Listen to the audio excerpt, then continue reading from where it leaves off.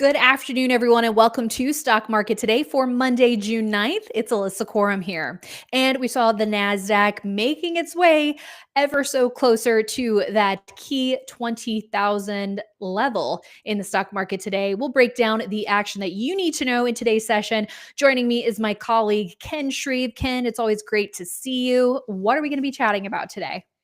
Well, we'll talk about this market that keeps headed higher. We had trade talks restarted with China in London today, so market may be optimistic that they'll get more good news on that front. In terms of individual stocks, let's take a look at Credo Technology Group (CRDO). Haven't talked about that name in a little bit.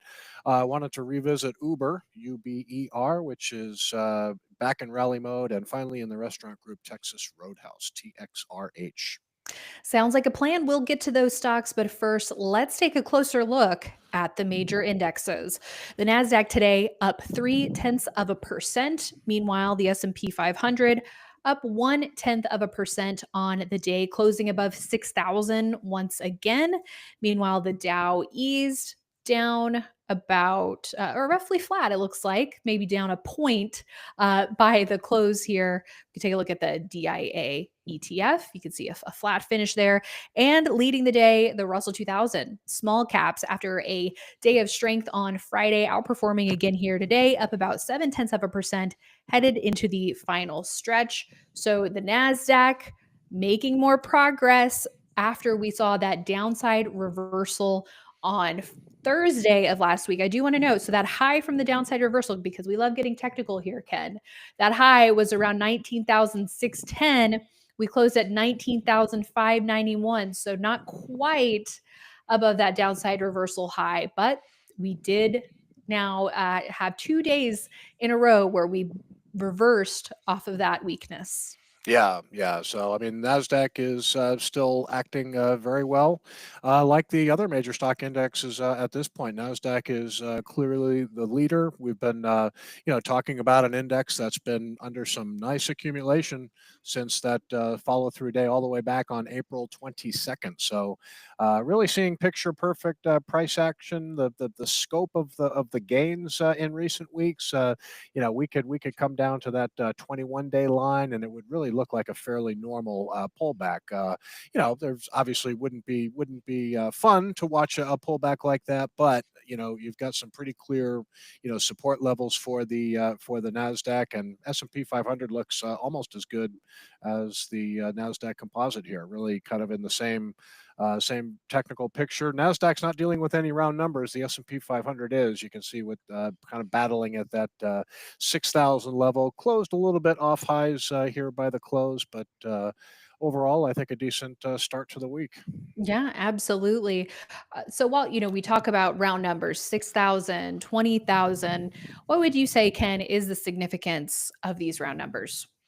Yeah, I think it's kind of a technical level, whether it's 10,000, 20,000, 30,000 for the Nasdaq, or 6,000 for the S&P 500. It's just an area that round numbers tend to bring sellers in for whatever reason. So sometimes it can be a challenge for an index or a stock to get over a round number. But when you're in a really healthy market like this, doesn't seem it seems like the S&P 500 is going to have a pretty easy time with the 6,000 level here. It's just in a nice uptrend, and so we'll see. Yeah, getting closer to those prior highs, and the Nasdaq. We are keeping a close eye on that 20,000 level, which does roughly coincide with the prior highs here for that index from that December, January, February timeframe. Yeah, I mean, really a perfect visual example of how 20,000, the Nasdaq rose above 20,000 a couple times, 20,200, 20,100, but that 20,000 level was a resistance level three separate times, like you said, back end of last year, early this year. So Nasdaq still has a little ways to go to get there, but we're in a nice uptrend here. Starting to see, on any given day, some growth stocks, maybe some profit taking, starting to hit some growth stocks, but it's really not it's not really translating into a heavy distribution day count for the indexes. So we're seeing some growth stocks come under pressure here, but we still have a fairly manageable distribution day count, four on the Nasdaq. But those four higher volume declines, it really wasn't seeing major signs of institutional selling. One of them was a stalling session. So Mhm. even though you have four distribution days on the Nasdaq, it doesn't strike me as an index that's under meaningful distribution here. Okay, let's go to blue chips and small caps. Here's the Dow. Yeah, Dow is kind of flirting. Didn't have any problem getting above that round number of 42,000. Now it's trying to break out over that marked high of 42,842. So it's tried to on Friday, sitting right there, and again probably lagging. You can see the RS line for the Dow not looking that great, but it's rallied pretty well, lagging the S&P 500 and Nasdaq at this point, but in position to really break out here and make a run towards 44,000. Yeah. Okay. And then taking a look at the Russell 2000, a day of outperformance here. Ken, what do you make of the progress? Well, this isn't dealing with a round. Well, 2,200 is a round number, but it is dealing with its 200-day moving average. This dark line that you see there, and that's a potential resistance level to watch. Seeing more and more pundits on TV saying to, buy small caps, and that may be good strategy. You've had a nice rally in small caps here as well, but we'll see how the Russell 2000 how it handles that 200-day line. Wouldn't be surprised to see it rally up into it, maybe pull back a little bit, and but then we make a run towards 2,200. We'll see. Okay, let's check in on the 10-year Treasury yield. Big jump on Friday, but eased back a little bit, closing around that 4.48 level. A lot of people were worried about the weak jobs report last week. In the middle of the week, we got that much weaker than expected ADP private payroll report. The jobs report Friday was actually pretty good, a little better than expected. Most of the metrics were pretty good inside the report. That fueled a lot of selling, or a lot of selling in the bond market, which money moved into stocks and caused that yield to really surge on Friday. So just given a little back here.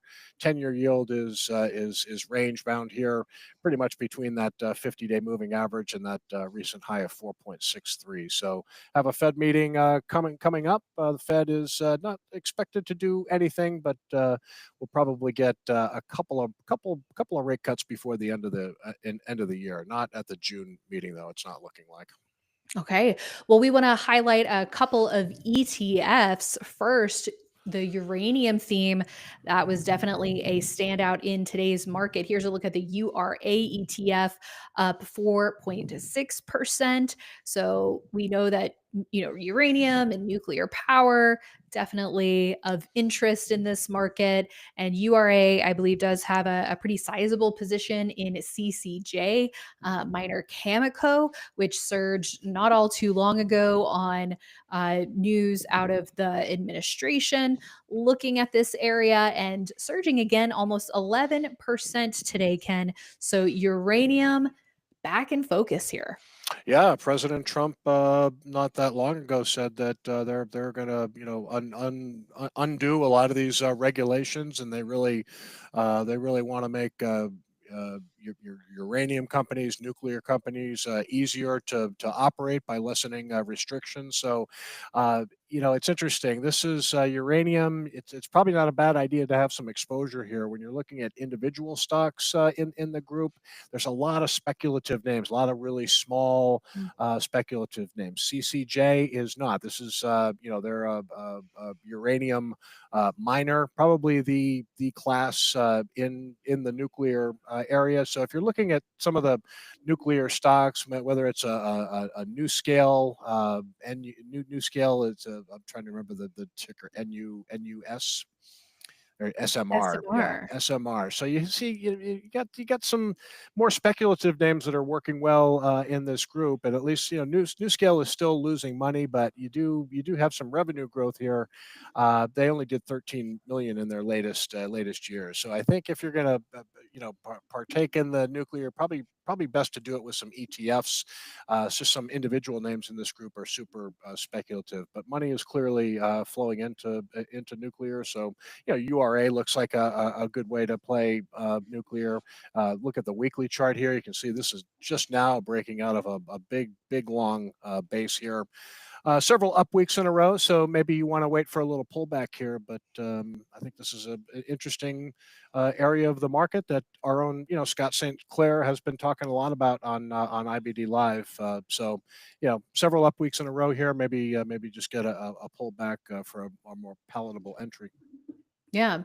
And URNM, that's another ETF in this space. Definitely a different look to it. Hmm. URA, the outperformer here. But we also have NLR. This is another one, a uranium and nuclear ETF, also breaking out in recent weeks. So I would say for investors looking at these ETFs, look at the top holdings, look at the weightings. In NLR, we've got CEG, ACLO, the SMR that you mentioned, Hmm. CCJ. Those are the top four holdings here. And I know Swing Trader has been playing this one. So just wanted to give a quick little shout out to that ticker as well. Yeah, makes sense. It makes sense to have exposure here, but again, I think ETFs are probably the better way to do it. Picking individual stocks here, unless you want to focus again on an institutional quality name like a Cameco. That one's extended up here, but Yeah. yeah, ETFs are looking pretty good right now. Okay. Let's also check out XLF. This is the financial sector. What are you seeing here, Ken? Well, two big weightings in this ETF are J.P. Morgan and Visa. J.P. Morgan, you can see, is setting up for a nice possible breakout here over that recent high of 269.52. Seeing a lot of broad-based leadership in the market. Now seeing financials looking pretty interesting here. J.P. Morgan hasn't gotten going yet. Visa hasn't gotten going yet either, but XLF is kind of setting up here. Just keeping an eye on that recent high of 51.77. See if we can get an upside breakout for XLF. That would not be bad at all for the broad market. So again, you're seeing leadership really broaden out. Obviously, there's a lot of technology leadership out there. We've got nuclear leadership, some retailers, and now you got financials that are looking like they're getting into position here. Yes. All right. Let's check out some individual stocks. Here's a look at CRDO. This is Credo Tech Group. Big move on earnings, although it did finish off highs, maybe a little bit of resistance. Speaking of round numbers, at Yep. that 80 level, but still a very explosive move. And speaking of explosive, the growth here, Ken, seeing a lot of triple digit growth on both the top and bottom lines in recent quarters. So it seems like this is one to watch for a new setup if it can continue to hold that earnings gap. Yeah, I'm very cognizant here of a pretty sharp decline when it went from 86.69 down to 29.09. That was a pullback of more than 60%. So that makes this pattern flawed. However, I'm really kind of focusing on the earnings report. You can see the stock gapped up sharply last week, and now it could be forming a little handle here. So typically, we don't like to see bases that pull back more than 40%, 50% off their highs. So this one doesn't pass muster there. But a really nice earnings report. This is all about high speed connectivity in data centers. And you can see this is, producing tremendous growth. Triple digit bottom line, triple digit top line in recent quarters, and that sales acceleration 180% versus 154.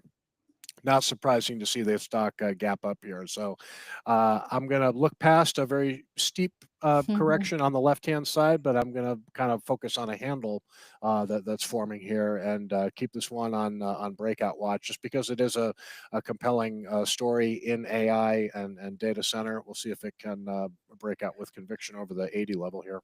Right. Speaking of AI, that DeepSeek day stands out on a lot of these AI related stocks charts.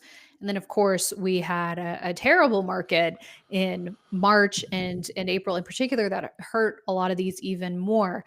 But I think, in addition to the fundamentals that you explained here, Ken, and that earnings reaction, the fact that it's gotten pretty close to those prior highs, right? I mean, this is a stock now that even with that huge haircut that you pointed out, it's 18% off of its highs, and last week got really close to that 80 level, which is around its prior closing highs. So it's made up a lot of ground over the last couple of months since those lows. It has, and it did so with an accumulation distribution rating that has improved quite a bit. So you can see that A minus, that's a pretty high rating. It's helped by higher volume declines. Obviously, there was some distribution as the left side of the base formed, but then it started rallying, pre-earnings and ended up having a nice accumulation week last week, closed up near its highs. So I think we're just looking at a stock under some accumulation here, and you want to look at stocks under accumulation when you're in a nice uptrend that we are. This one I Mhm. still think is a breakout candidate here. Might digest a little more here, early stages of forming a handle, but I like the look of Credo and the business, and just looks like a strong stock. Let's shift gears and talk about Uber, up 1.8% on the day, clearing a trend line after a pullback. And this comes as we are anticipating the robo-taxi rollout from Tesla on the 12th. So up today, we did see Tesla make a comeback, reversing higher, up 4.3%. So these two both moving higher today, even though we do tend to see them, move in opposite directions depending on what the robo Right. taxi news of the day is. But talk to us Yeah. about Uber. So we're expecting this robo-taxi launch or news from Tesla on Thursday. The company hasn't announced an official date yet, but that's what Bloomberg reported, and they're sticking to it. So June 12th is the day, and we'll see if Uber moves or not on the robo-taxi launch. Obviously, Uber is very big itself in autonomous driving. In fact, they have partnerships set up with Waymo. I Mhm. know already in the Phoenix area. So if an Uber car is not available, Uber will send you a message. Would you like to try a Waymo? We can get a Waymo to you quicker. So they're partnered with Waymo, and I think this is an interesting setup as well. It recently pulled down to the 21-day moving average, ended up being a retest of that prior pivot of 82.10. Lots of different kind of entry levels for Uber recently, but like how it retested the 82.10 area. It's coming back up, not far from breaking out over a trend line here. I think this is a good one to watch as well. Just look at a weekly perspective for Uber. It's a nice setup here. Still trying to come out of a really a big long sideways consolidation, kind of in the early stages here, but as I've said in the past, that Dara Khosrowshahi is a very good CEO and a difficult guy to bet against. I think he's got Uber on a nice growth trajectory here. Great CEO, and we'll see if Uber can get up and out of there. But it's in a good technical setup here. Also have this on breakout watch. I really like the setup here. I like the outperformance that it's had for most of the year here, Ken. I also like the triple digit growth that we've seen on the bottom line over the last year. I think the one hesitancy that I have is just that risk with the Tesla rollout. Hey, it could pay off if investors are not liking what we see on or don't see on June 12th, then that could be a big benefit to Uber. But we did see some buyers coming into Tesla today, and our news editor Ed Carson let us know that I believe on the DMV website for Austin, Texas, it lists Tesla AV as a testing phase, officially listed on its Okay. website. So we'll have to see what happens on the 12th. So that's the one risk here, but otherwise I like the setup and I really like the fundamentals here with Uber too.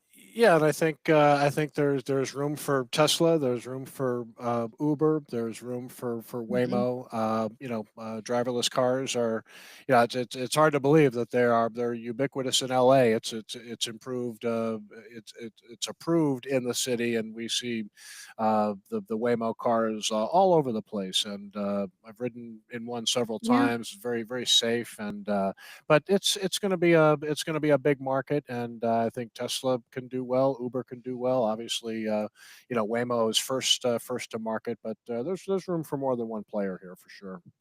All right. Last on our list, let's go to the retail restaurant group and check out Texas Roadhouse. Very tight trading action over the last couple of weeks, Ken.